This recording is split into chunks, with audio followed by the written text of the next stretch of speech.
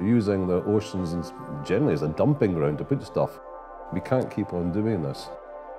This is the heartbeat of the planet. This is what keeps us alive, and if we don't look after the seas, then the future is pretty bleak.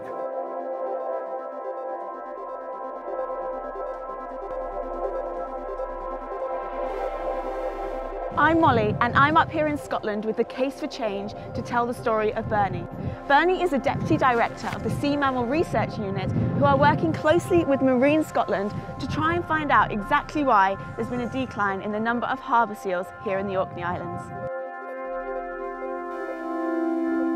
I've actually got the chance right now to go and talk to Bernie himself to find out a little bit more about how Vodafone are helping the research before he heads out to sea for the day.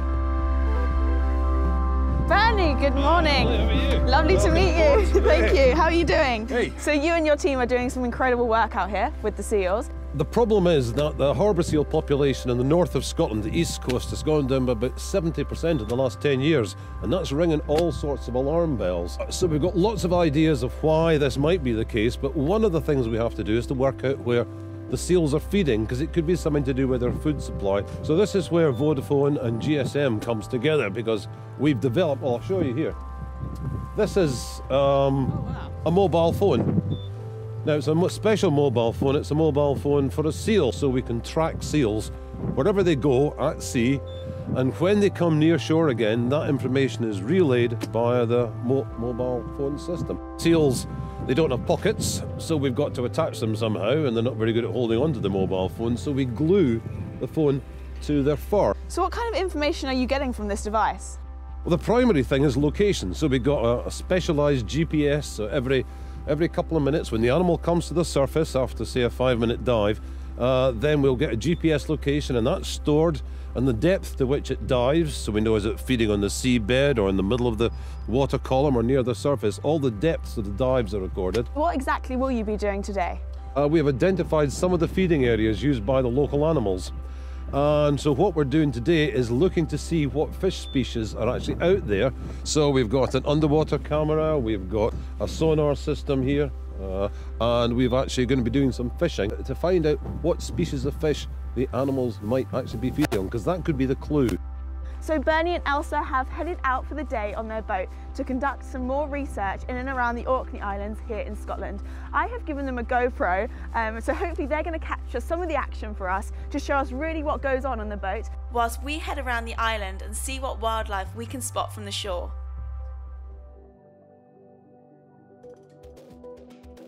Successful day. Yeah, a successful day, a hard day. It was fairly windy, but we managed to get some fish from the areas where the seals are. Amazing. So you've got some samples of the fish that you think the seals could be feeding on. What happens next? Do they go back into the lab? Yep, they go back into the lab and they're analysed to see if there's anything special about these fish.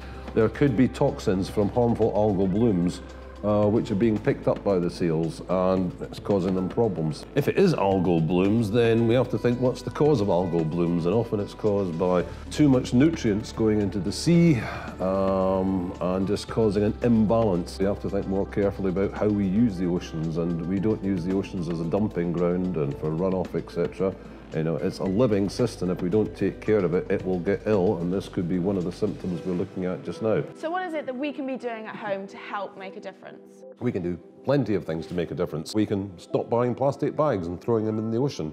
We can recycle things more, and we can reduce our own individual carbon footprints. Tiny actions multiplied by hundreds of millions of people every day, that will be a global changing event.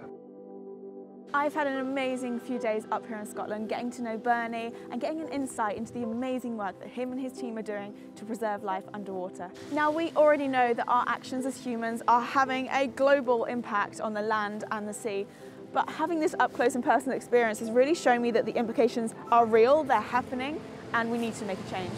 Now though, the Case for Change is heading to Peru. Travelling the world, it's packed with everything people need to tell their story of what mobile operators globally are doing to tackle the UN's 17 Sustainable Development Goals. If you enjoyed this video, please do give it a like and a share, and don't forget to subscribe to the Case for Change YouTube channel to help us make a case for change.